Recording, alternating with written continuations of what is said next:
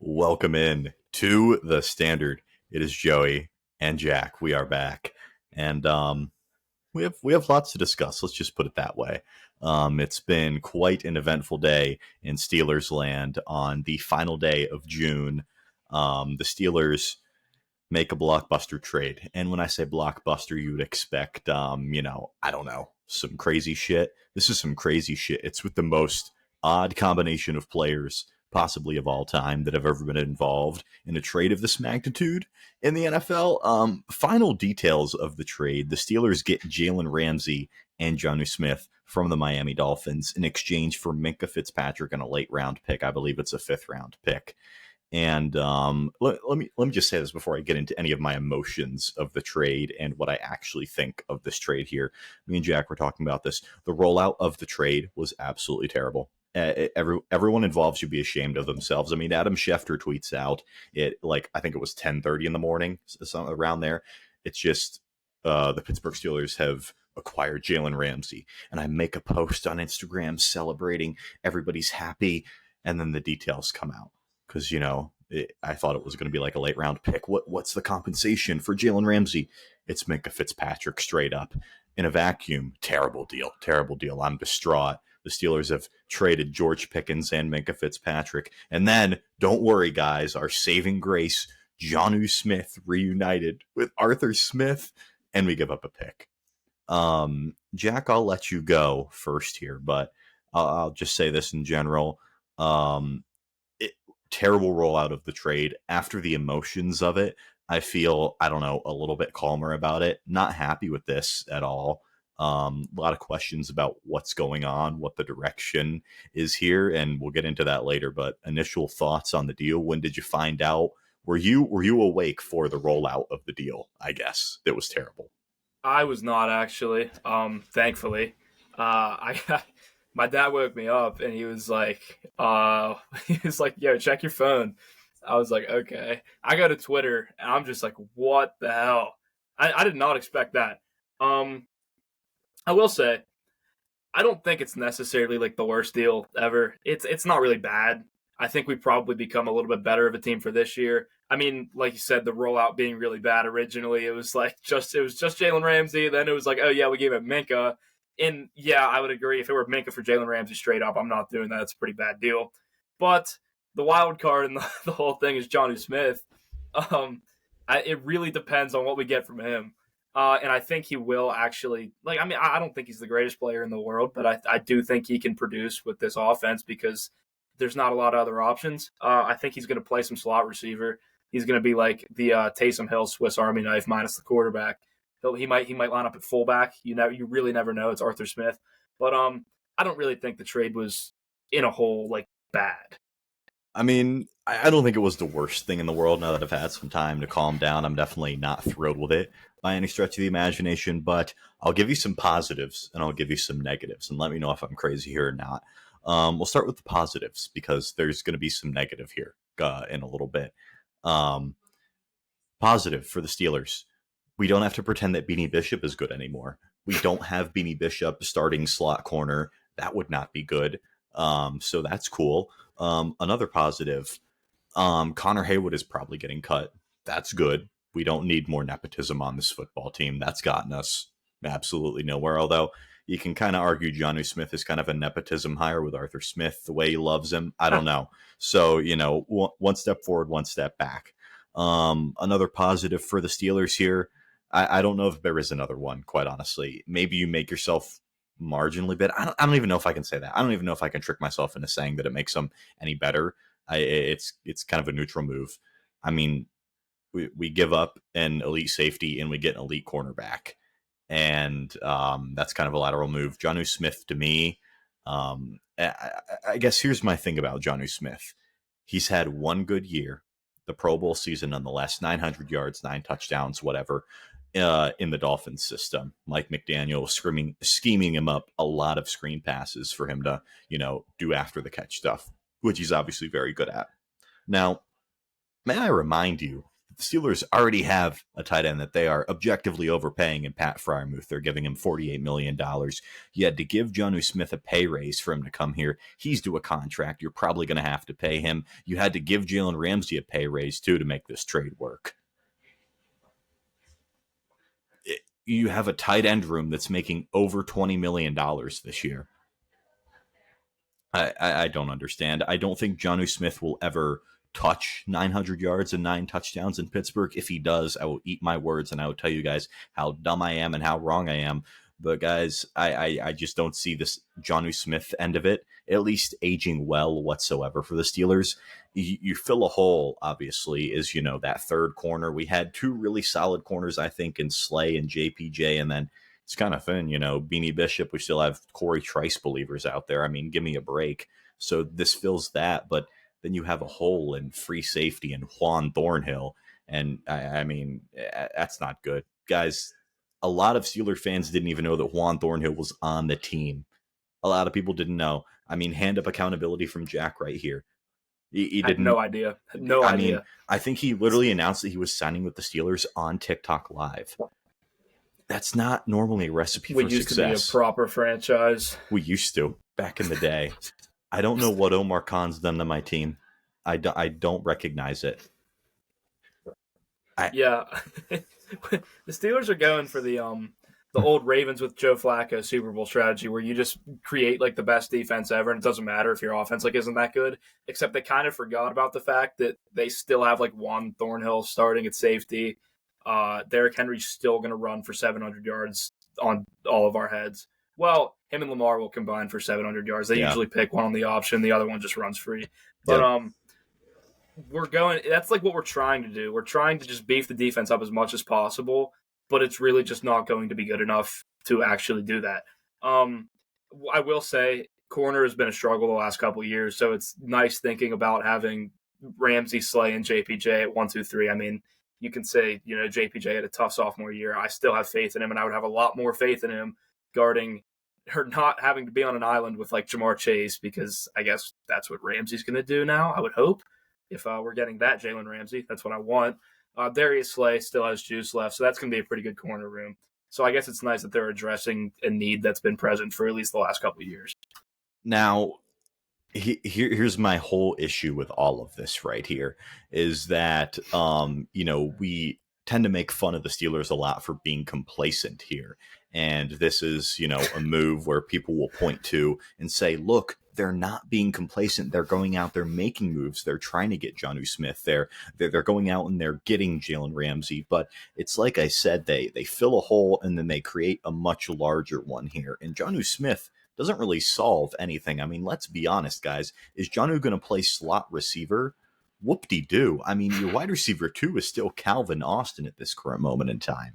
It just makes things very difficult offensively. Maybe the Steelers aren't done. Maybe they do go out and get a wide receiver. But when I see Tom Pelissero tweet that he thinks Gabe Davis is still an option for the Steelers, that doesn't exactly make me very happy. That's not exactly what I want to hear after we trade Minkah Fitzpatrick. I think let me just say this. Trading Minkah Fitzpatrick or selling him low, that could bite the Steelers in the ass very quickly. I think that could turn into something that you're going to regret here very soon. Now, it's become very apparent that the Steelers weren't necessarily shopping Minkah, but they were listening to trade offers on him. It sounded like, Mark Caboli's kind of hinted at it, and Jerry Dulac tweeted it earlier today, is that the Steelers didn't really have plans to re-sign Minkah after this season. So I guess that should have been the writing on the wall. Maybe it's kind of been hinted that, they were kind of looking for a replacement or something like that. But I think selling low on him is a very, very bad idea in general. And I think the return that you were able to get for him doesn't move the needle, doesn't make things any better. It gives you 2 players that are both older than Minkah Fitzpatrick and 2 guys that you're going to have to pay. Jonnu Smith, do a new deal. Jalen Ramsey's making $26.5 million this year. That's not cheap by any means. It's very questionable. Obviously, they're going for a Super Bowl. They're going for it all. This could blow up in their faces very badly, and it would be pretty funny. It wouldn't be the worst thing in the world to happen if they had to go for a full tank and a full rebuild, but That's kind of what it's looking like right now. I don't know. Yeah, I would say I was going to bring up. I did like that point that if they do go for it and it blows up really bad, that's probably not the worst thing ever. Yeah. So I guess that's one thing. I was going to say, what kind of frustrates me more about this, it's not like the deal's being made in itself. Like, I don't think like a third round pick is bad value for Pickens. I don't think we got bad value in return for Minkah, but we kind of drafted as if we had no idea we were going to do either of those things. Yeah. Like Yeah. if you know you're going to trade George Pickens, draft a receiver. If you know you're going to trade Minkah, we can't have Juan Thornhill currently starting at free safety. I don't know. It's like that's like the kind of stuff that frustrates me with Omar Khan. I don't think he's done an amazing job here. So let's get it covered here. The three biggest needs on the team right now are quarterback, receiver, and free safety. Ask yourself a question, guys. Did the Steelers draft a single one of any of those positions in the NFL draft this past April? I'll give you a second. Will Howard. Will Howard was the lone selection of those three positions. He's the answer. I know there's a lot of Will Howard love out there. And guys, it sickens me to my core. I can't lie to you. I won't be entertaining this. I don't get it. But I wanted to bring this up. This is one of my favorite tweets of all time on the Bird app. Jordan Schultz, who I have nothing against, by the way. I believe he fills in sometime for Jason McIntyre on the Herd. I don't think Jack watches the Herd, but let me tell you what, Jason McIntyre is not good.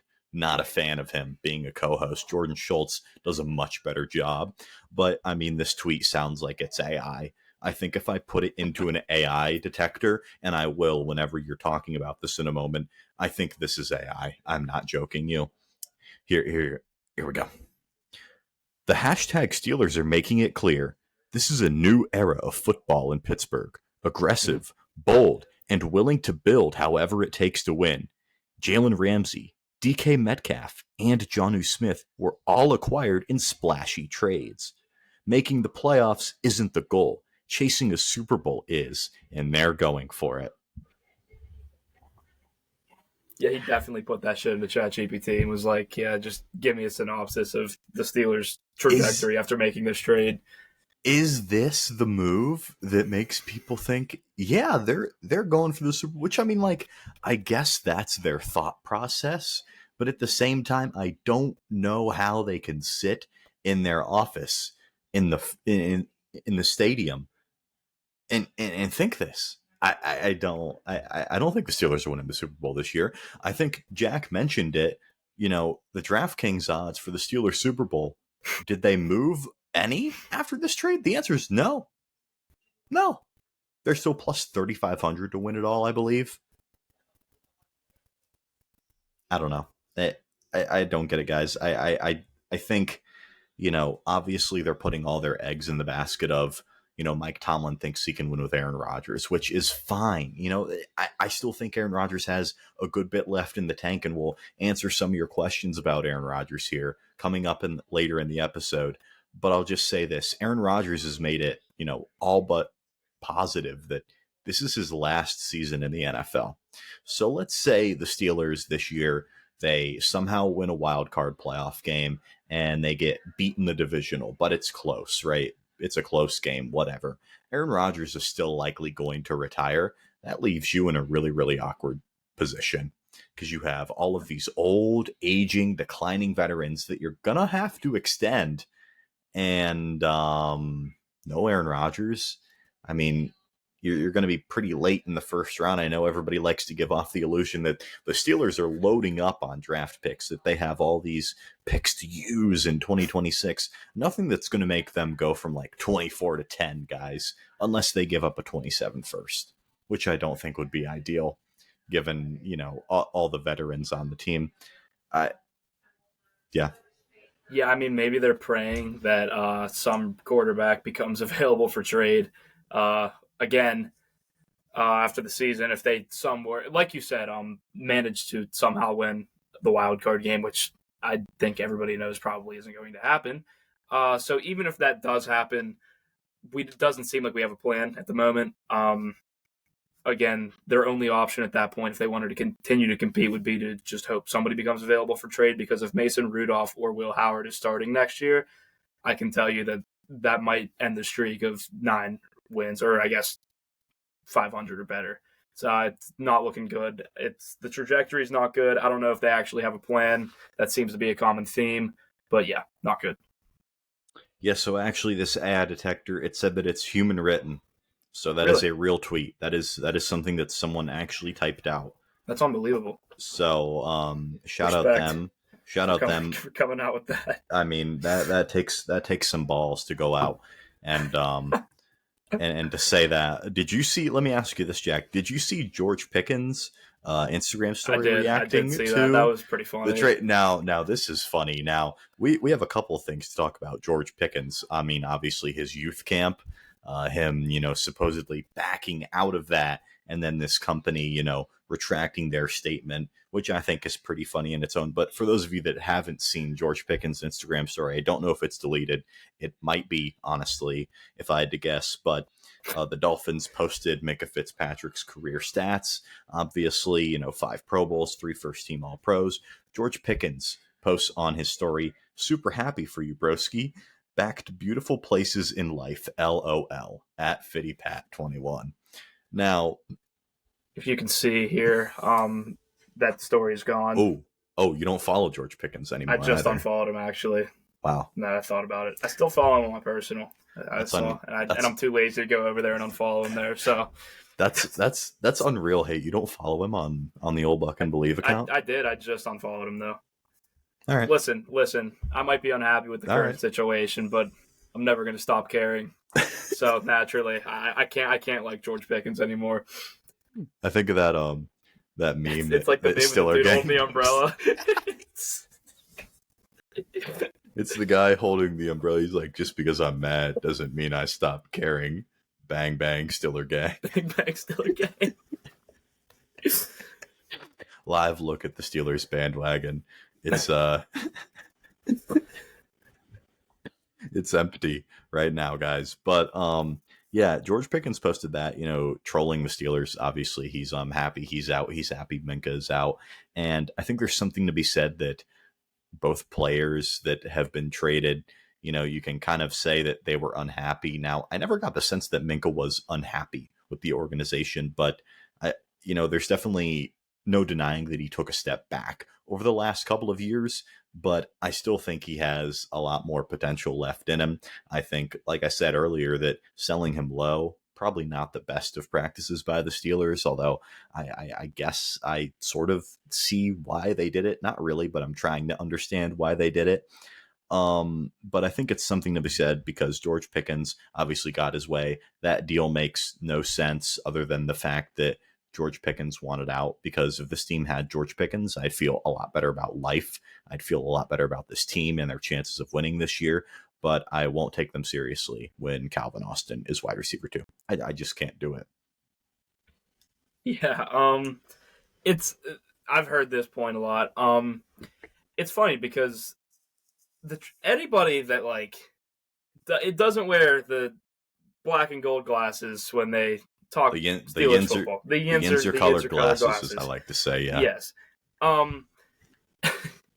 They recognize that even though the Steelers, there's a difference between the trajectory the Steelers think they're going in and the trajectory that they actually are going in.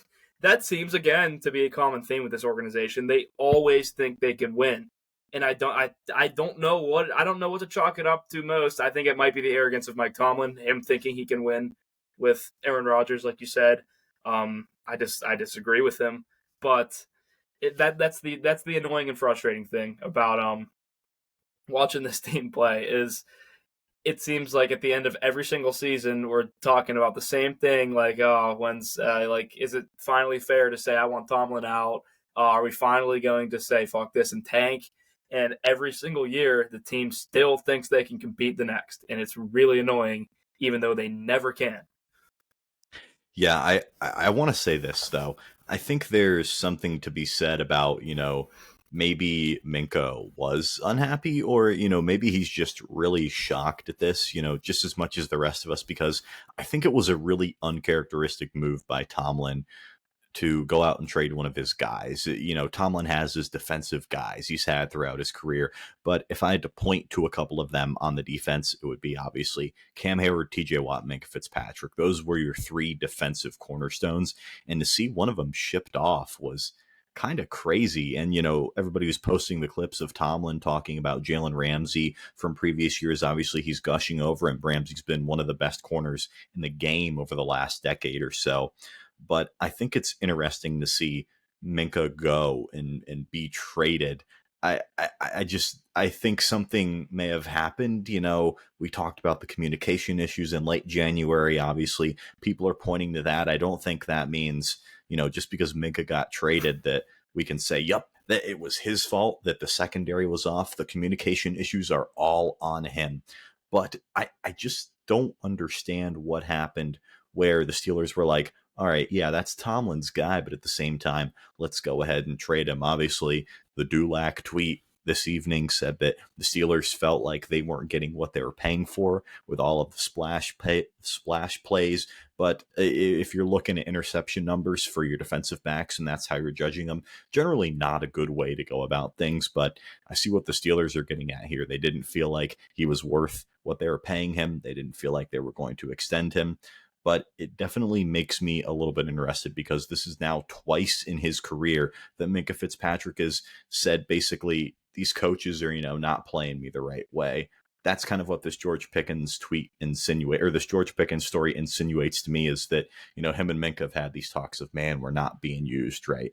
And, makes me think Minkah kind of feels the same way as George, which George is obviously a more vocal person online than Minkah Fitzpatrick. I think that's easy to say.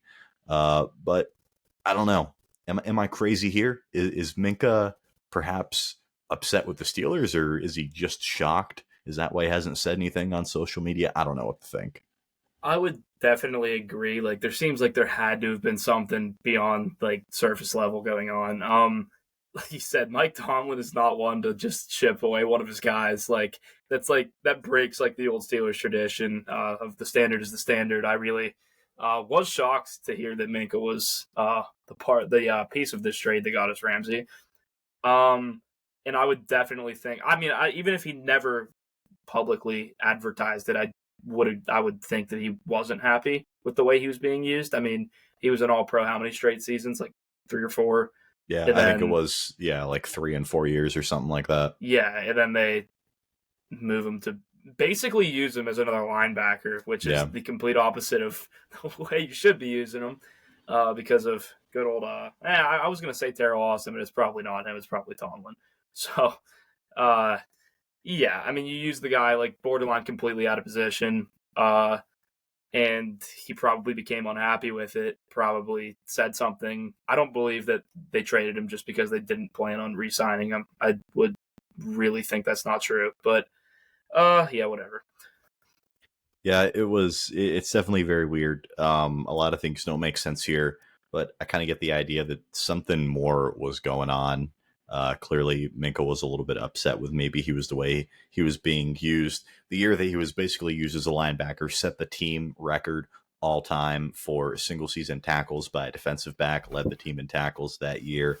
So, I mean, and you ship him back to a place where he's probably not going to be happy. I mean, let's be honest, guys. He requested a trade from the Miami Dolphins back in 2019 and obviously had that really good half of the season with the Steelers, and the rest is history.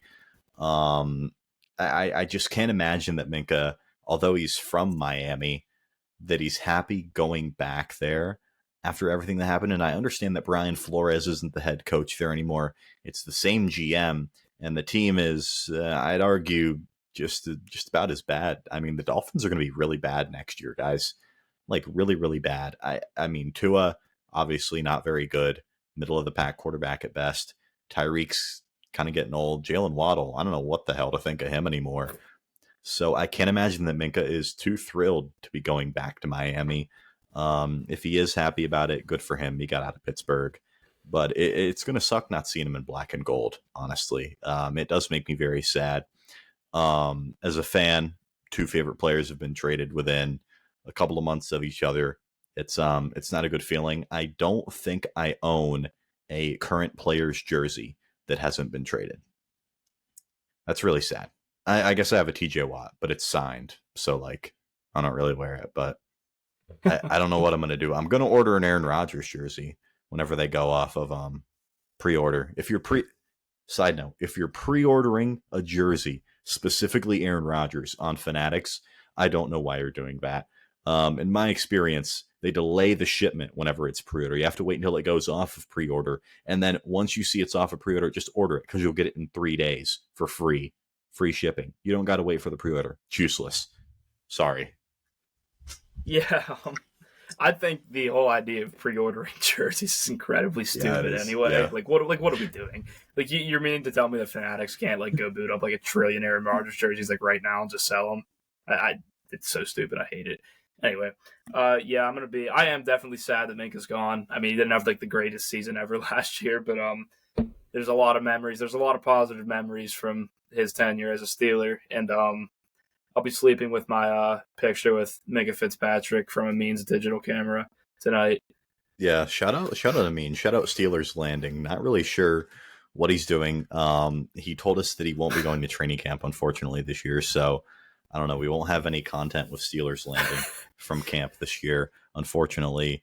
But hopefully we'll get him in town for the draft. Of course, the draft will be. I can't wait for the draft. I don't think people understand. Like, that is going to be unlike anything that you've ever seen in your entire life in the city of Pittsburgh, and like where they're setting up the stage. I don't think we've talked about this yet on the podcast. At least you know where they're setting up the stage, right? It's it's at the point, isn't it? No, yeah, it's like. So the side of the stadium where I don't know how to explain it, where the Great Hall is. The stage is like in front of the Great Hall, and like where the players park and everything after the game, like that's where they're going to start like having people stand and stuff. And like, I don't know, for those of you that don't know what I'm talking about, let me just say it like this. It's not a big area at all. I don't know how they're going to fit such a massive humanity in that small area. I really don't. There's going to be, how many people were in Green Bay for night one? Like 300,000. I'd expect more in Pittsburgh, Pennsylvania. Because I mean, I'd assume it's free, right? Like, how are they going to stop like it's going to be people? I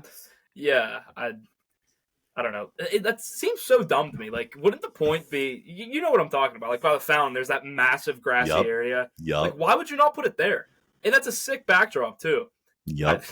I don't know. Listen, I don't get paid the big bucks for this stuff, so what do I know? But they don't pay us to organize this shit. No, they don't. Maybe they should, but they don't. It would be a lot of fun to do that, I assume. Also, it's just going to be a logistical nightmare. If you're planning on getting out of the city at any time that weekend, you're not going to be able to. You might as well not even try.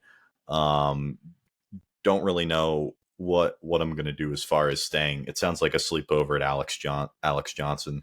Shout out Alex Johnson if he's listening. I don't know if he listens to this, but if he does, he'll appreciate it. But here, we'll move on to some football here. So perhaps the most insane thing today, no, it wasn't the trade. A weird little Adam Schefter tweet after all of these trade details came out, after all of the emotions. We get this bomb from Adam Schefter. In recent weeks, multiple teams have been discussing whether they can trade for Steelers standout TJ Watt, who skipped the team's most recent minicamp. Pittsburgh hasn't shown any willingness to deal Watt so far, but he's unhappy with his contractual situation, and sources believe outside the team interest is likely to increase given today's trade. Now,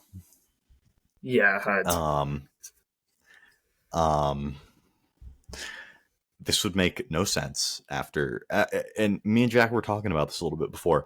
I don't know how teams see this trade go down, and they're thinking, oh yeah, now TJ Watt's available. That makes more sense, other than, oh my God, they're stupid enough to deal Minkah for this. Are they stupid enough to deal TJ for a little bit? But you can also say, oh, they're paying Jalen Ramsey a lot. They're going to have to pay Jonnu. Maybe they don't want to re-sign Watt, which that I don't really understand either. I don't know why this tweet was made, because Adam Schefter is not somebody that's going to stir up rumors like this or anything. This is not normally a tweet that you see from Schefter. So for this to be out there, there's a little bit of something to this. There's some substance in somewhere in this jumble of tweet. I just don't know where it is. It makes no sense for the Steelers to trade Watt. I'll get a little bit deeper into my point here, but Jack, I mean, your thoughts on this tweet here by Schefter? When I saw it too, I thought it was so incredibly backwards. Like, I don't know how anybody would gather that the Steelers might be shopping TJ Watt after the move they just made. I mean, they traded for dudes that would just make the defense more of an unction. Like, how old's Jalen Ramsey now? Like 31. 31. Jonnu's what, 29, 30? 29. And they kind of dumped cap a little bit. Not like a ton, but I mean, they were trying to free up a little bit of room. Seemingly, not like we don't have any big players that they want to or have shown interest in re-signing. But it literally makes zero sense. We were talking about this. Like, I was so confused, and like you said before the show too, you said Adam Schefter usually doesn't tweet like just dumb rumors like that. Yep. But like, it makes no sense. Like, there's some substance here. Did the tweet include anything about the Steelers' actual willingness in shopping TJ Watt? It said Pittsburgh hasn't shown any willingness to deal Watt so far, but he's unhappy with his contractual situation. So it could be something from Watt's camp, like trying to stir up like, oh, we want money now, which is a whole different conversation. And this is my whole thing. Guys, the question is obviously TJ Watt wants $40 million a year like Myles Garrett. And the Steelers, from my understanding, are at least a little bit hesitant to give him that, or they would have signed him to it already. There wouldn't even be a question. And if you think that they're not questioning even the slightest bit, they're not having at least a little conversation about what would life be like without TJ Watt? What would we have to get in return to really deal TJ Watt? I think those discussions are actually happening. And that's where I think the truth is in this tweet here, is that the Steelers are at least thinking about a life without TJ Watt. Now, I don't expect them to trade him. Like Jack said, like I said, it would make no sense whatsoever to deal him, especially after acquiring Jalen Ramsey and Jonnu Smith and basically locking yourself in to having the fourth straight year of having the highest paid defense in the NFL. The Steelers are paying close to $180 million for their defense this year. I can't wait till they give up 30 points in a crucial game and just tweet $180 million defense, by the way. And the last couple of years, they haven't gotten what they've paid for. I think this last year they were 8th in total defense. Someone can correct me on that if I'm wrong. I think they were a little bit better than top 10. So 8th defense overall. They were the highest paid by a pretty significant margin. They didn't get what they paid for whatsoever. So they better get what they're paying for this year. And should TJ Watt get $40 million a year?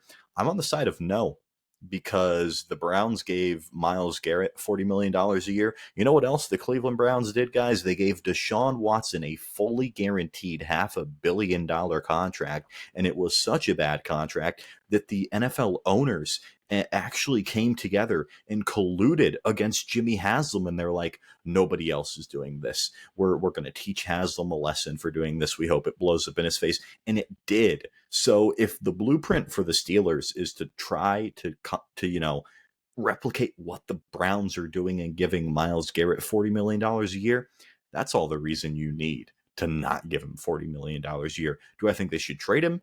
No. Should he get $40 million? No. There's a happy medium in there somewhere, but I do think they're at least considering a life without TJ Watt.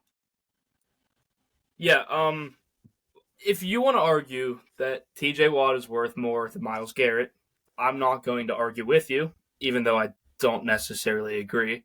But again, the thing is, TJ Watt might be worth more than Myles Garrett's worth, but he's not worth more than what the Browns gave Myles Garrett. Yeah. The Browns, it's not talked about enough how fucking stupid that was, by the way. They are terrible and gave a 28-year-old edge rusher, he's 29. He's 29-year-old edge rusher, $40 million a year when you could have traded him for a shit ton. Yeah. Really stupid move. Again, never try to copy the Browns. That's like the number one thing you shouldn't do. Um, but again, also the point: have you ever seen a team whose highest paid player is an edge rusher win a Super Bowl or even come close? Because I haven't. Uh, there's just a lot of things that would tell you no, don't do that. And like you said, I don't want to trade TJ Watt because it doesn't make any sense anymore. Maybe I wanted to before the Ramsey deal. Now it definitely doesn't make any sense. And the tweet's pissing me off because why did Adam Schefter tweet that? Because he doesn't tweet bullshit. Yeah. Yeah. But it still makes no sense. I don't know. None of this makes sense. I We'll don't find think out, the I deal. guess. I don't think the deal made sense today. I don't think this tweet makes sense. I don't know what to think about this Watt contract situation. I really don't know. And after all of this, the Steelers Super Bowl odds have moved exactly 0. And I saw this tweet from your boy Andrew Filipponi, Jack.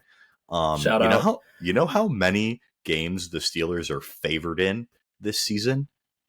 It's probably going to be. Let me guess. I'm just going to use the spread against the Jets as reference because we're -3 on the road against a shitty team.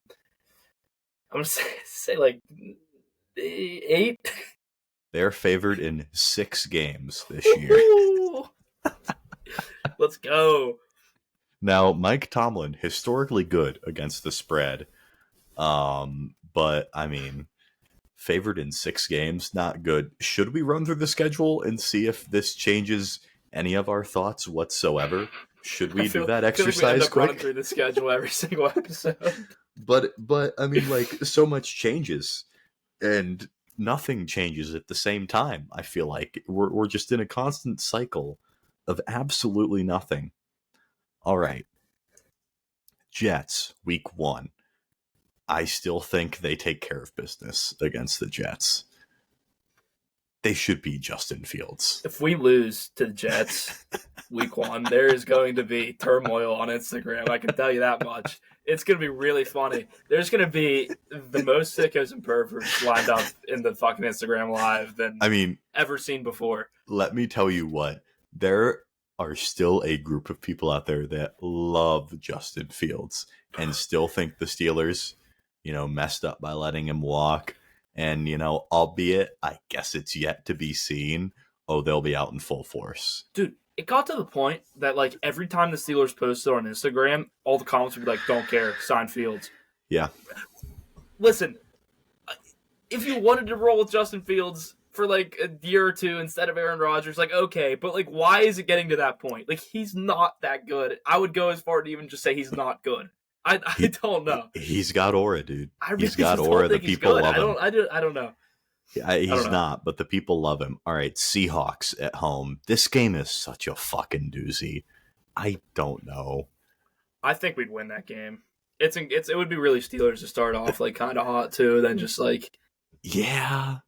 I don't like the Seahawks after they lost DK and lost Geno. I think Geno's significantly better than Darnold. I agree. I'm pretty high on the Raiders this year.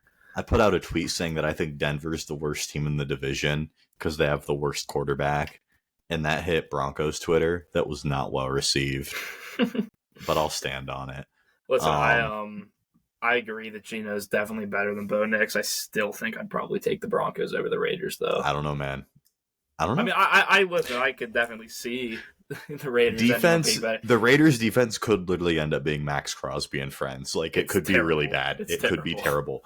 But I also think that Bo Nix could have like the nastiest sophomore the slump worst of all sophomore time. slump ever. Yeah, I mean, you saw what Stroud did last year. Yeah, we all need Jaden Daniels like really bad sophomore slump. I'm gonna be insufferable if that happens. We do not. God. I'm gonna be so happy if that happens. Anyways, yeah. I mean, if you after Stroud's rookie year, you see anything's possible.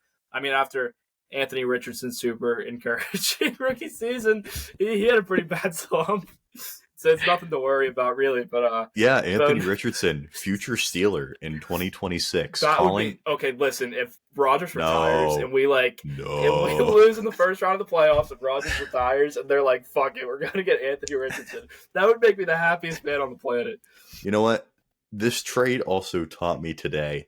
I am deathly afraid of the fact that Mike Tomlin and Omar Khan are going to be in charge of drafting the next quarterback for this franchise in the next draft. We are putting the hands of the franchise in the same people that drafted Kenny Pickett first round. No need. Hey, I didn't want to take a shot. It had to be said. The same people that drafted Kenny Pickett first round, the same regime that traded George Pickens for a third round pick, which I'll stand on it. Terrible deal. They made this deal today. They're unpredictable. I don't know what they're going to do. There have been some really questionable contracts, some really questionable drafts from Omar Khan. So far in his tenure, I've even gone as far to say I'm not sure that he's making the calls. I'm pretty sure it's all Mike Tomlin, which scares me even more. That's another big takeaway for me today is I am very scared of what this team is going to do as far as drafting a quarterback when they actually need one after Aaron Rodgers retires. But we'll move on. Week 3, our Brave Steelers are 2-0 after beating the Jets and the Seahawks. The Patriots on the road in Foxborough. I think, listen, I love Drake May, and for that reason, I'm, I guess, like maybe higher than most on the Patriots. But like, I don't think that roster's like good at all. Like the thing about the unction here that we have on the Steelers is like they should beat up on a lot of these younger teams like the Patriots, especially early in the year. Like, I agree with you. I think the Patriots are improved and they're going to be better than they were. I think the Steelers should beat them though. Yeah, I would agree. And I think I've been seeing, this is funny to me, like everybody's acting like the Patriots receiving room is just like fixed because they signed Stephon Diggs. Like, I got some bad news. He's not very good. I don't think he's going to be very good. And like, I think it's going to be the similar problem they had last year. I mean, their line's obviously improved. They drafted Will Campbell, but the receiving core is probably still going to be a problem. Hey man, Kyle Williams. I did forget they drafted Kyle. He might be better than Diggs. He might be. Completely honest. I don't know. Hey, if you want him in any of our dynasty leagues, I have him. If you want Tyrone Tracy in any of our dynasty, actually, I did trade Tyrone Tracy. I lost a share. I forget what I was doing for. It was Xander, so I probably won. I know nobody cares about dynasty that's listening. A lot of Cam Scatterby shares on my team. Big Cam Scatterby guy. Jack, not a Cam Scatterby I wouldn't even consider myself high on Tyrone Tracy. I really just don't like Scatterby like at all. I don't know. I just don't think he could be like a 3-down back. He's wearing 44. That offense sucks. So. Yeah, it does suck. So, Steelers are 3-0, I guess, after 3 weeks. Then they go to Ireland to play the Vikings. I'm still standing on this. They're going to get mollywopped in this game. McCarthy's throwing for like 9 touchdowns. Like, I think the Vikings are going to be really fucking good. Like, all I needed to see was I'm not a JJ McCarthy fan whatsoever. But like his Vegas his line on DraftKings got released and he has like the 4th highest line for touchdown passes this year. Why would he have the 4th highest line for touchdown passes? Why? I get he's playing with Justin Jefferson. He can still suck. And Jordan Addison. I mean, that's about as good of a supporting cast as I guess you can call him a rookie quarterback can fall into. But that O-line's improved too. Aaron Jones and Jordan Mason, that defense is going to be gross again. I like the Vikings this year. I think they're getting absolutely crushed. Jordan Mason too now, right? Yeah. And I've been high on McCarthy since day one. So didn't Mahomes make the Super Bowl first year of his, or he made the AFC Championship first year as a starter? NFC's wide open. Vikings could make NFC Championship. I don't think that's out of the realm of possibility. I could see the Vikings making the Super Bowl. I don't know. That offense is going to be real good. I mean, it's probably going to be the Eagles again. Like, I know that's lame to say, but like, I don't know. Yeah. I don't know. Like, I like the Rams are really tough too. I think the Rams are underrated. I think. Though I checked their line the other day, they have like the 2nd best odds in the NFC to win the Super Bowl. So like, I don't know if I can call them underrated. I mean, I feel like they're still going. Yeah, I feel like they're going under the radar a little bit. I don't know why, because I feel like everybody's all Eagles, but like Vikings, Rams, man. All right, so what are they? 3-1 now. and then it's October 12th. And I'd they're say their playing. odds, even though we have them 3-1, their odds of being 3-1 after 4 games is probably like 17%. Yeah, I feel like I don't know why. I feel like the Steelers have caught us in a decent mood. We're being surprisingly optimistic. Browns October 12th. I think they win this one because Kenny Pickett's starting, and if they lose to Kenny Pickett, if they lose to Kenny Pickett, guys, that will be the last straw. I don't think Pickett even makes it to Pittsburgh. Yeah, as the I don't starter. think he will. Oh, Not because it's necessarily that he's like worse than the other guys. I just think like he goes through like the gauntlet the first like 5 weeks. Yeah. And I don't think it's necessarily fair to just like bench him after that, but they're probably going to go to like Shadur or something. Have you seen the reports that like I think Pickett like is going to be the starter? Yeah, dude, it's the one that Deontay wanted him to be the starter is really funny too, because wasn't he the one advocating for Mason when he was here? Yeah, it's funny. He was. So the Browns schedule. This is before they get to Pittsburgh. We went through this on one of the shows last week too.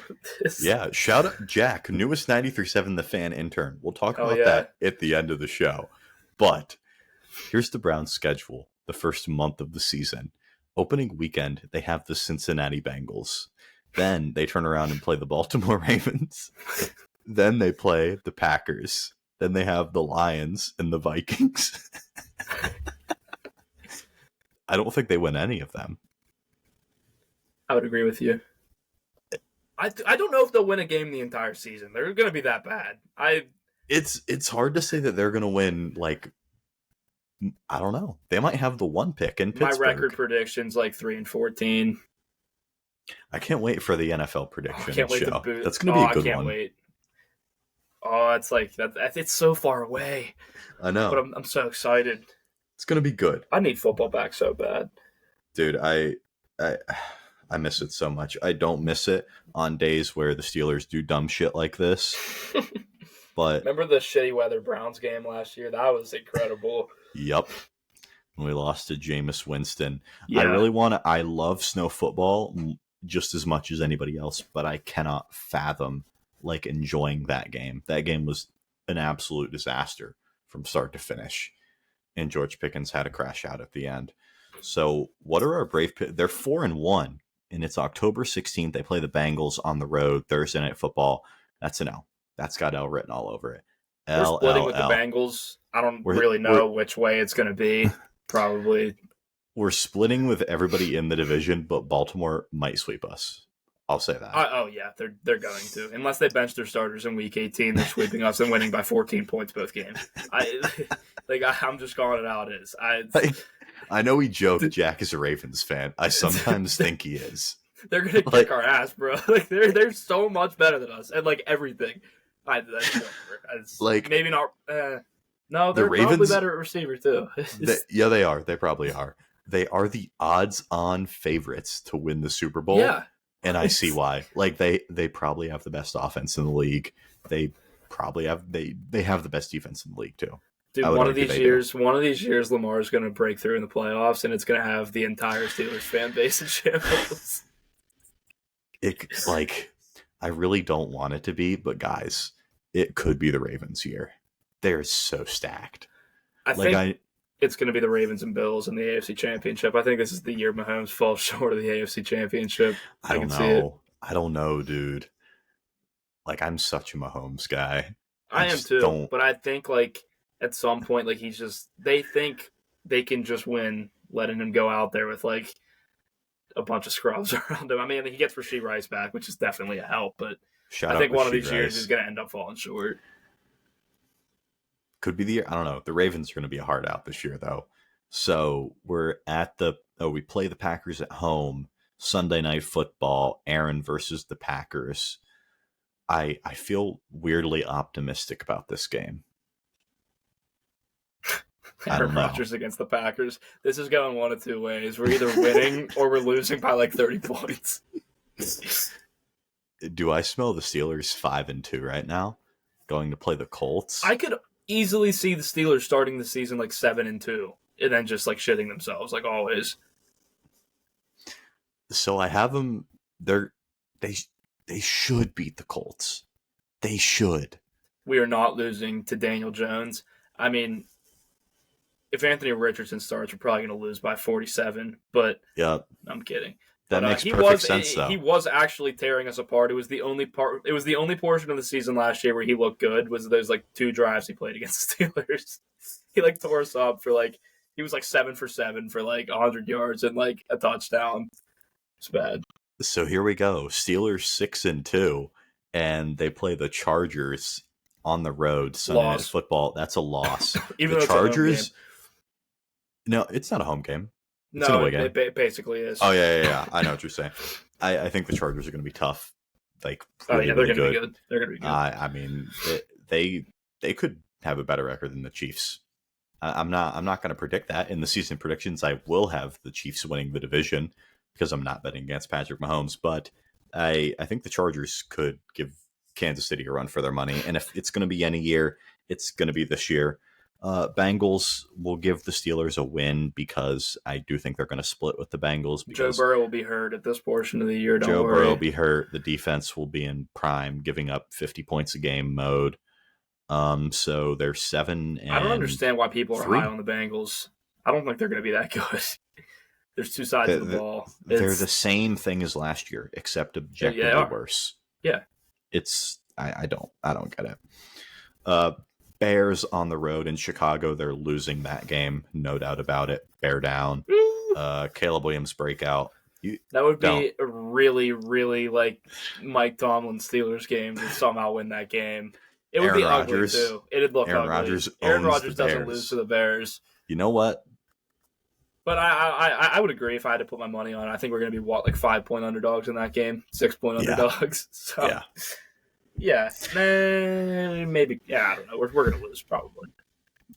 And then the Bills. I don't care where it is. We're losing by at least 2 touchdowns. I think that one's in Pittsburgh, but it's still a loss. What was our closest game against the Bills? Like, haven't they won like the last like 5 they've played against us? Yeah, it's been ugly dating too. Back to the Duck Hodges game. Yeah. How many picks did Duck throw that game? I think it was 4. 3 maybe or 4. Maybe it was 4. I don't know. Shout out Duck 2020, they beat us after I think we were 11-1, and then the Bills beat us. Yep.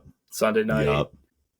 And then the Kenny Pickett game, they smoked the fuck out of us. And then that year the year after they beat us in the playoffs. Yeah, they own us. It doesn't matter. They do. It doesn't matter. Then the Baltimore Ravens, December 7th. We've already talked about this. Is this one in Baltimore or at home? I don't even think it matters. That one is on the road. That's definitely an L. Okay, we're definitely losing. 10,000% an L. I lost my place on the schedule because my phone's being weird. Hold on. It's giving me a screen that says all games are in Eastern Standard Time. Thank you. I appreciate that. But I believe the team is 7 and... All right, hold on. 4 or 5, something. Jets 1-0, 2-0, 3-0, 3-1, 4-1, 4-2, 5-2, 6-2, 6-3, 6-4, 6-5, 6-6. Oh yeah, they do have all the spreads out. 6-7. So we have the Steelers with a losing record heading into Week 15. Oh, we're only 2.5-point underdogs in Chicago. Really? I will say we're favored to win. 1, 2, 3, 4, 5. Yeah, probably 6 games. But I will say all these games that we're underdogs in, like, probably close. Like New England -1.5, Minnesota -1.5, Green Bay -1.5. That Minnesota Chicago spread's only 1.5. Guess what the Buffalo spread is? What? 4.5. Really? This isn't gambling advice, but if that spread's available to you somewhere, I would probably put my house on Buffalo -4.5. I don't care that it's in Pittsburgh. Yeah, I really don't care. So we have the Steelers at 6-7 going into the game against the Miami Dolphins. You say that Monday right Night Football. 6-7. Okay. Good one. Nice. All right. Thank you. Move on. For those of you that clicked off the video, don't blame you. They're beating the Dolphins, so they're 7-7, no longer 6-7. How's that spread only 2.5? That's just bullshit. I don't understand anything. Then they play the Lions. Dude, this schedule is brutal. This is brutal. Like, how these spreads are kind of confusing me. I think these will change come game time. Detroit's -6 at home against them. Dude, they were killing everybody last year, and they didn't get any worse. Actually, yeah, Frank Ragnow retired. That would be the way they got worse. It's not going to matter. They're still going to run it down our throats. It's going to be, yeah, like, I think Ben Johnson leaving, obviously huge. Frank Ragnow, obviously huge. They're still so much better than the Steelers. Like, so much better. Yeah, and they're playing at home. So, take that as you will. We have them 7-8, and they play the Browns. We have them, didn't we say we're going to split with everybody? Yeah. Yeah. Wow, so we have to have that one as an L because we gave them the win. I don't think the Browns are going to beat us at all. Browns are going to be really bad. This is week 17 too. This is going to be prime stink too for the Browns. So, all right, so there we go. We have them 8-8, and then they play the Ravens week 18. So if the Ravens are playing their starters, then we're 8-9. If the Ravens don't bench their starters, then we're 9-8. Again, guys, a lot of emotions have happened today, and I still think the Steelers are staring 500 right in the face. Yeah. And I'm really happy that Aaron Rodgers signed. I don't think we haven't had a podcast since Aaron Rodgers signed. Obviously, I'm in the process of moving. If you haven't noticed, with the different background behind me, no more Minkah jersey. Not that's obsolete anymore. It's unfortunate. But yeah, I guess we have the Steelers right around the same place we do. It's on. I don't even know. It's unfortunate. It works itself out every year. Always does. What did Shams just tweet something about LeBron? What just happened? Whoa. Oh no, I don't think it's anything. Classic Shams. Clickbait. Yeah, of course. The tweet doesn't actually say anything. I have to listen to it. Yeah, I'm not listening to that. Good trick, buddy. Yeah. All right, so LeBron's not getting traded. I thought LeBron was going to get traded live on the pod. That would be fun. That would be a lot of fun. But LeBron to the Boston Celtics. It will happen. Congratulations to the Oklahoma City Thunder, I guess. Since I'm legally required to say that, I guess I'll say it. And no offense to any Thunder fans that are also listeners. Congratulations to my boy Cody Burton, good friend of mine, big Thunder fan. Nice. I guess congrats, dude. But we're going to answer some of your questions on Aaron Rodgers here. It was about a week and a half ago. I took to Instagram and said, give me your questions about Aaron Rodgers for a podcast. Here are some of the best ones. I've sent them all to Jack, so he can go through them and pick out some of the good ones to answer himself. And we'll start off hot here. PGH by Ashton says, will Rodgers win the Steelers a playoff game? First of all, thank you for the question, Ashton. And I assume that you listen, so thank you for listening, of course. Will Rodgers win the Steelers a playoff game?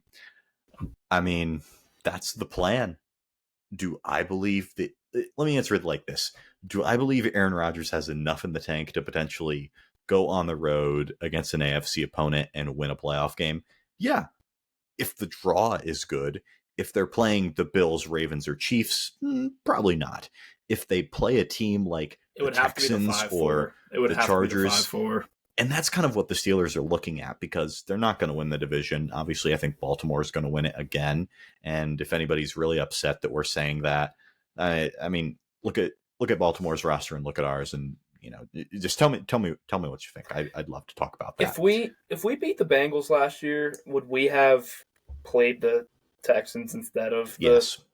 Oh my god, that's so bad. I That's think we would have so beaten bad. Houston too. I That's really so think we bad. would have beaten Houston. Because I mean, they weren't very fucking good. I don't know. They were terrible. They Yeah. had the worst offensive line in the league, and they And my will again boy, this and they year. still massacred my boy Justin Herbert. Can't win, dude. Can't win. You can't win. This is the year for the Herbert guys out there like myself. This is the year. Justin Herbert is plus 1,800 to win the MVP, and he's going to have the best roster of his entire career. Hashtag noticing. Maybe not gambling advice. Maybe sprinkle a little bit on there. Plus 1,800. It can't hurt. Can't hurt. Can't hurt. Why not? It's June. It's July actually now. We started recording in June and now it's July. $10 on it in a couple months anyway. Exactly. You're not even. It's $10. Psh, guys, do it. Somebody asked how many games until we get the We Want Mason chance. I hope that never happens. I really hope it doesn't get to that point. Like really, really hope it doesn't get to that point. Thank you for the question though. J_Acob05. Let me look through. Chances of Rodgers re-signing next year. Do we still draft an early round quarterback now? I'll give this guy some slack. This was Kevin Snyder. Thank you for the question. This was before the McAfee interview where he said that this was going to be his last season most likely. What would it take for Rodgers to resign, though, I think is a really interesting question. I think if they get to the AFC Championship and lose on like a game-winning field goal, I think that's the point in which you're like, all right, yeah, we can run this back for one more year, one final year. But I think it's extremely unlikely. Me and Jack just went through the schedule again, like we do pretty much every episode, and it's still they're going to sneak into the playoffs. So, could you imagine the scenes of Aaron Rodgers leading our faithful Steelers into Baltimore for the AFC Championship? Let me tell you what, as a lifelong Aaron Rodgers fan, that would make me very happy. That would be incredible. Is there any way? In one of your screenshots, it just says there's a notification Jimmy's proposed to trade to you. That's the one I'm looking. Oh, that's funny as fuck. Shout out our friend Jimmy Walsh, big Dynasty fantasy football guy, and quite literally 24/7 is always on the Sleeper app, scheming up the worst trade your eyes have ever seen. 24/7. This is actually shout out Jimmy. This is actually, I kind of like this question. He said, Ben Webster, thank you for the question, man. He said, was Rodgers in a better situation going into New York or Pittsburgh? And I think my answer here is going into New York. I think when he went into New York, I thought that situation was better, but I would assume the Steelers situation now is better than it was in New York. Yeah, that's a good question.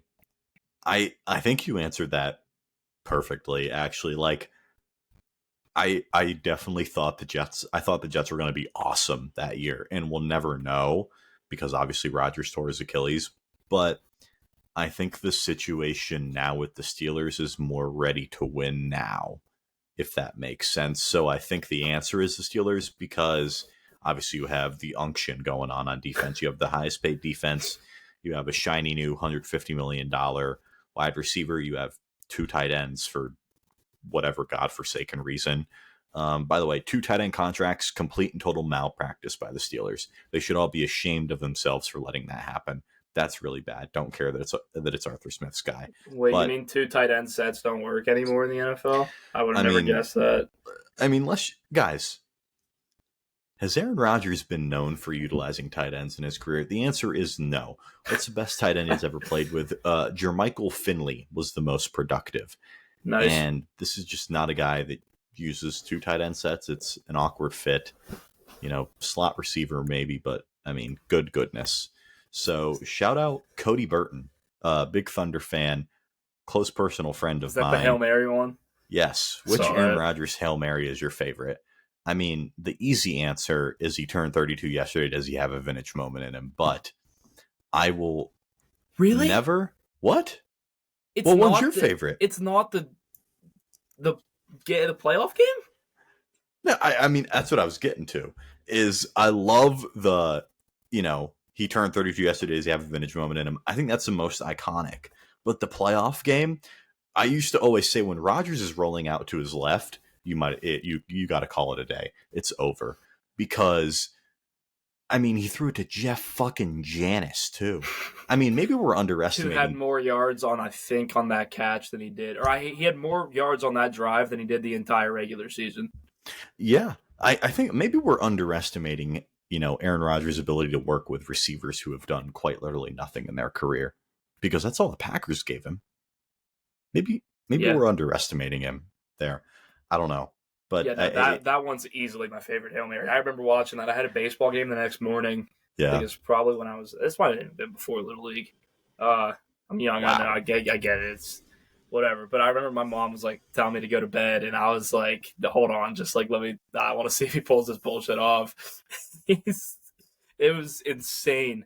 And then it's even better because Larry Fitzgerald, proud pit man, absolute legend, top 7 receiver of all time. Had a ridiculous drive to win the game too. So that was an awesome game. Where's Rodgers on your all-time quarterback list off the top of your head? Without even thinking about it, I would put him at like 5. Okay. Because Colin Cowherd had it. Yes, he is. Steelers absolutely. Fans. Guys, Yinzer colored glasses. Get real. Aaron Rodgers. I don't care about the extra Super Bowl. Rodgers won 4 MVPs. Ben never got an all-pro vote. And That's we're talking crazy. about that is kind of crazy. That is wild. That is a wild stat. But yeah, I mean, obviously Ben's the best player in franchise history. I think I've said that before, and I'll stand on that. Rodgers is the best all-time quarterback to ever play for the Steelers at any point. I mean, yeah, easily. Off the top of my head, Mahomes, Brady, Manning, Montana, Rodgers. I think he's my fit. I'll put him over Montana. I never watched Montana you think play. Mahomes, is this like just straight up best quarterbacks to ever play the game of football? Yeah. I think Mahomes is the GOAT. I think Mahomes is the best quarterback I've ever seen play, but I can't justify putting him above Tom Brady at the moment just because of the 7 rings. It's a lot of hatred in my heart for Tom Brady. Yeah, I mean, listen, I get that too. I do think Mahomes is the best I've ever seen. But that helps my reasoning for why Ben didn't win as many Super Bowls as I wanted him to. Yeah. I still can't believe the team from like 15 to 19 never won anything. Yeah. I guess 18 was when it the Legion of Doom.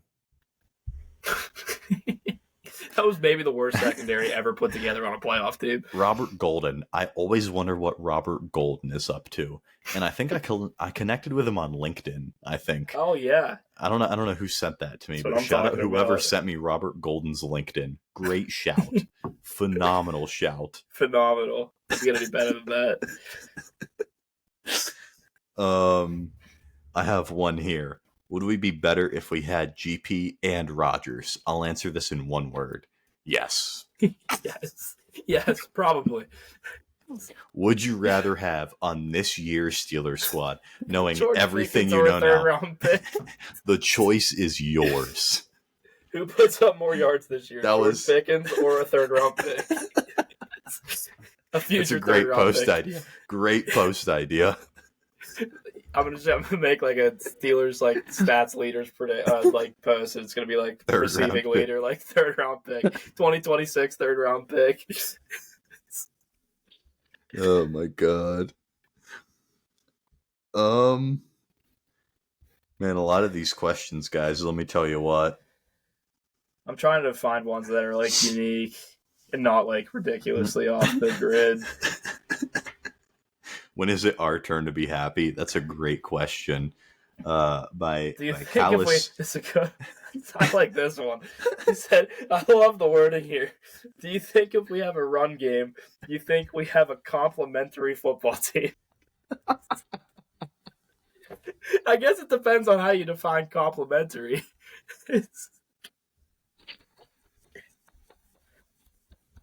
That's so funny for no reason. Shout out the great Dill Bob. That's a really good one.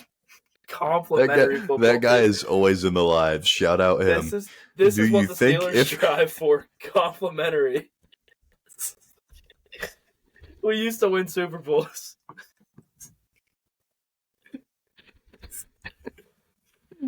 our fathers saw this team raise raise 6 Lombardis, and we're here talking about, do you think if we finally have a run game, you think we have a complimentary football team? I don't know. I hope so. Can't be sure. Oh, no. Complimentary football team. It's amazing. I mean, I'll let him cook here. I think the answer is yes. Yeah, I mean, like, I think if our run game's good, I think our football team will be complimentary. I would think so.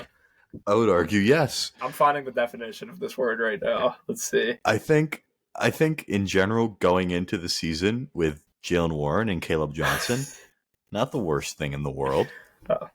Yeah, I mean, it could be worse. We could still have Najee Harris on the football team. Najee Harris is so good that the team that signed him went out and actually drafted a running back in the first round, which is not a good idea. That's how good Najee Harris is, guys. Did you find your definition?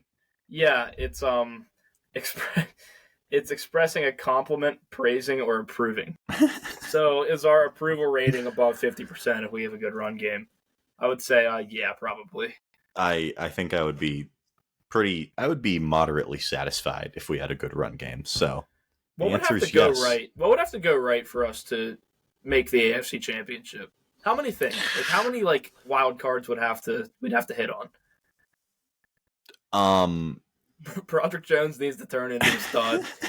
Jonnu Smith needs to actually be really good. Rodgers needs to play like he's that's the biggest 30. The defense the Steelers need to get what they're paying for on defense. They need to have the best defense in the entire NFL and it not be close. And they're starting Juan Thornhill at free safety.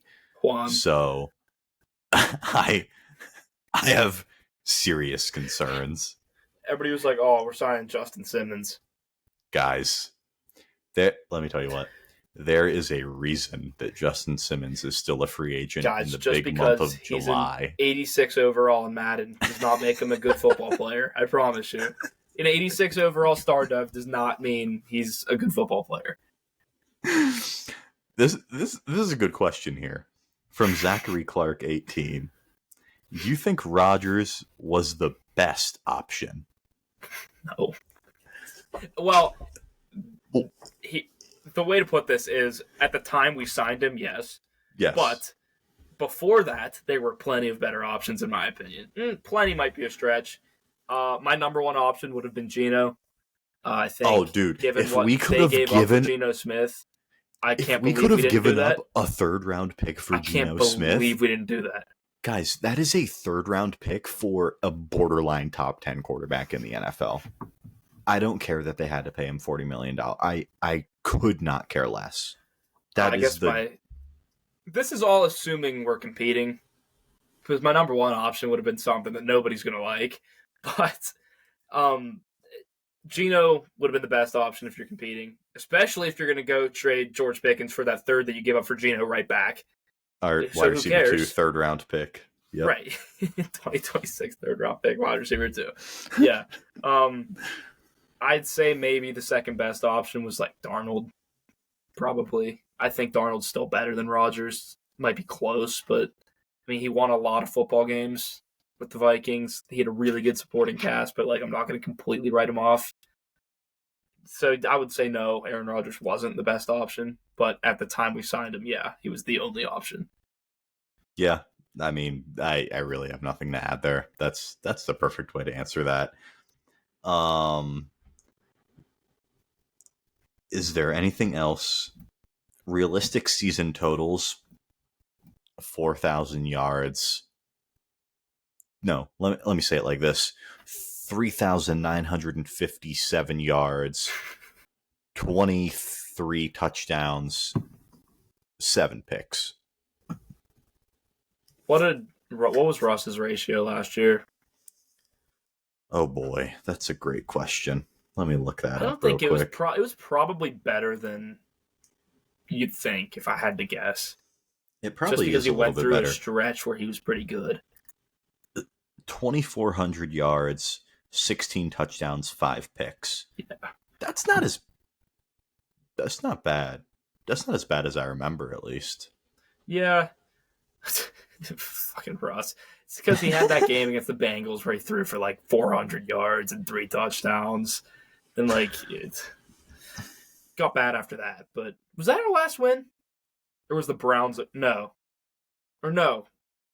The Browns was our last win, I think, at Yep. home. Yep, Yeah. it And then we was. lost 6 in a row in the year, 5 in a Literally row. every game. Literally, Yeah. I literally said we're gonna lose 6 in a row and end the season. And what did they It's do? like the Steelers. It's like sometimes you're like, oh, I mean, they're underdogs in all of them, but like you can assume they win one here or there. No, when the Steelers are 7-point underdogs against the Eagles, they just never win. It's just they never do. Yeah. Kansas City was unbelievable. I can't believe I thought we had a chance at that game. Christmas at Heinz Field or Acrisure Stadium. My bad. That one went bad quick too. I'm hoping it's different this year. I really am. I want it to be. I don't know if it will. Are you surprised by how team friendly the contract is?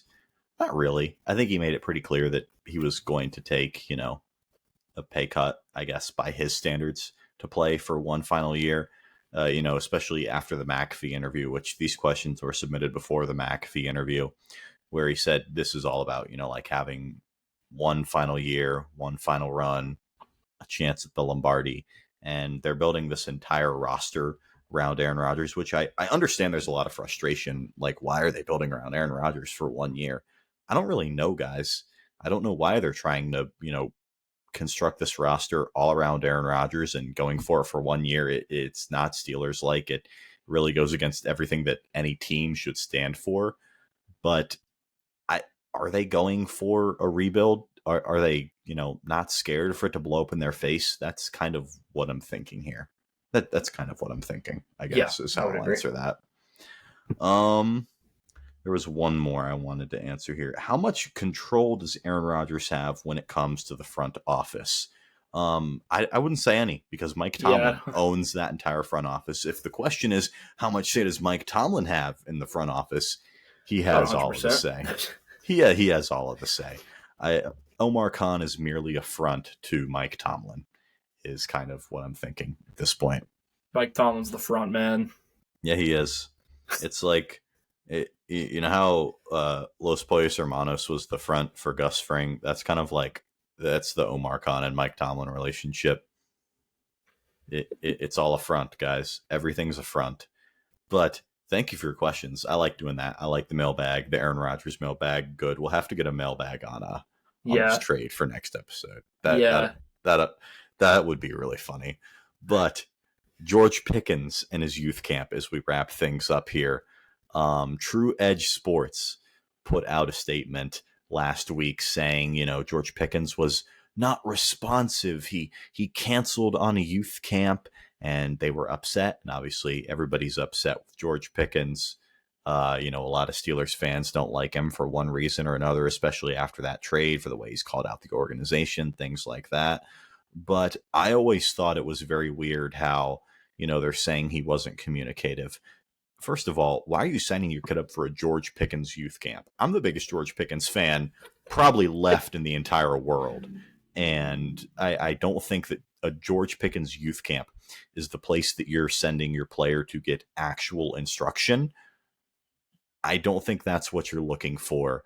Another thing here. Did you really think that he was not going to cancel after he got traded? Deontay Johnson did the same thing last year after he was traded, canceled his youth camp. That seems like pretty normal practice to me. Why would he go back to a city where he didn't want to be, where he's pretty well hated, I'd say, by a lot of Steelers fans at this current moment in time, and go back and teach a bunch of kids, which he pretty clearly does not want to do anyways? Why would he do that? And of course, True Edge Sports comes out with a statement saying that, oh, we're so sorry, George Pickens, you were communicative with us. It was miscommunication on our end. What the fuck? What? And this True Edge Sports company, they organize all these NFL youth camps through all these NFL players. It was very weird. Good guy, George Pickens. Good guy. Don't let the sheep in the media confuse you. Good guy, George Pickens. Jack, your thoughts? I'm not known to be the biggest George Pickens fan on the planet. But yeah, I mean, the whole thing was kind of shady from whatever the fuck the company was that was running it. I mean, it comes out like this whole story, how George Pickens is some asshole. Because originally, it wasn't originally the story, like, not just that he decided to bail on it. It was, he said even after he was traded that he's still going to do it, and then he bailed. So did they say like that never happened? Yeah, that was basically, they walked back and said that basically never happened. So yeah, so obviously I'm not going to beat him up over that. If that never happened, I mean, that is bullshit that even came out. George Pickens youth camp. Very, very funny. That's a funny hill to die on, anyways, in my opinion. But the Pittsburgh Pirates, Jack, 4 in a row at the time of this recording. Skeen's on the mound tomorrow. So we were both in agreement that they're going to lose that game, right? Yeah. But big sweep of the Mets. They scored 9+ runs in every game against the Mets. They outscored them 30-4 in the series in 3 games. And then today they scored 7 runs and won by 6 or whatever, which means those 4 games happened all when Paul Skeens was not pitching.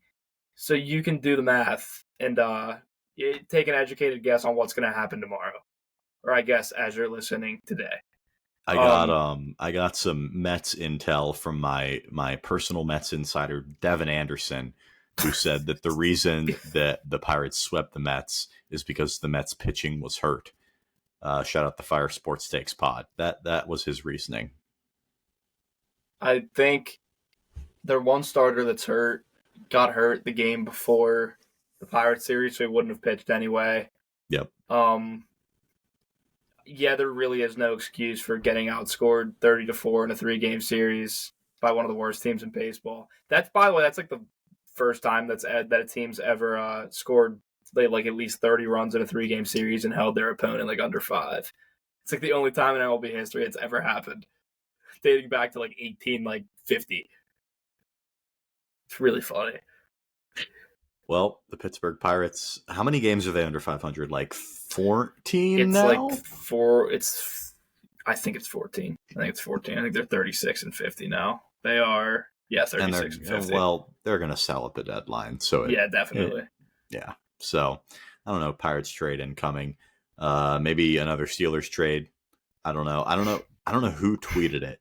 It was, I want to say, I don't know who. It was some former Steeler. I don't want to like call him out and it not be him.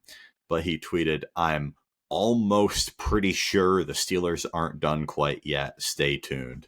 The first Dickerson. 3 words of that. Was it Doran? I thought he tweeted something like that. He said it was like almost pretty sure. And like my whole thing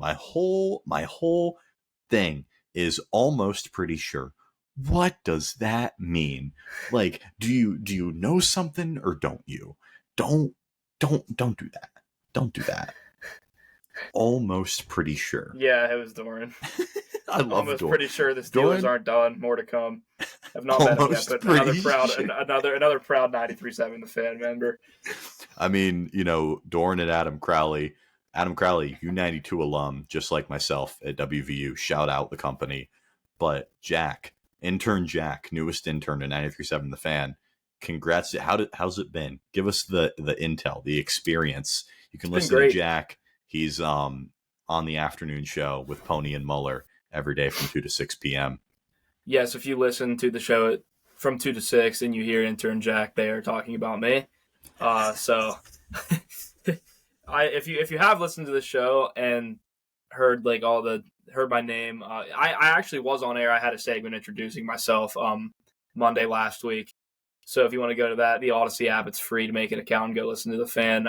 It starts at 5:30 on Monday last week. So if you want to do that, you can. But yeah, it's been cool. Just matched up with the producer. Shout out Donnie, great guy. Teaching me, Donnie football. Get him on the pod. How things work. So it's been really fun so far, and I've learned a lot. So I'm happy with it. Donnie football. Get him on the pod. Want to get some people on here in the next month with me and Jack. Been talking to a couple of people about some potential guest appearances because it's the dead time of sports talk, and it was supposed to be the dead time for the NFL, but the Steelers are made a big splash move today, and they almost pretty sure maybe aren't done quite yet. Still yet to be seen. But Jack, it was a lot of fun to sit down and talk to you for almost an hour and a half Hell about yeah. whatever the hell happened today. And thank you guys for all the questions. Thank you guys for listening. I'll put out a poll on Instagram or a little thing for your questions about this trade and everything in between before training camp starts in 23 days officially from the time of this recording for the Pittsburgh Steelers. So, whatever happens, we'll be here to talk about it. So thank you everyone for listening, and we'll see you next time on the Standard.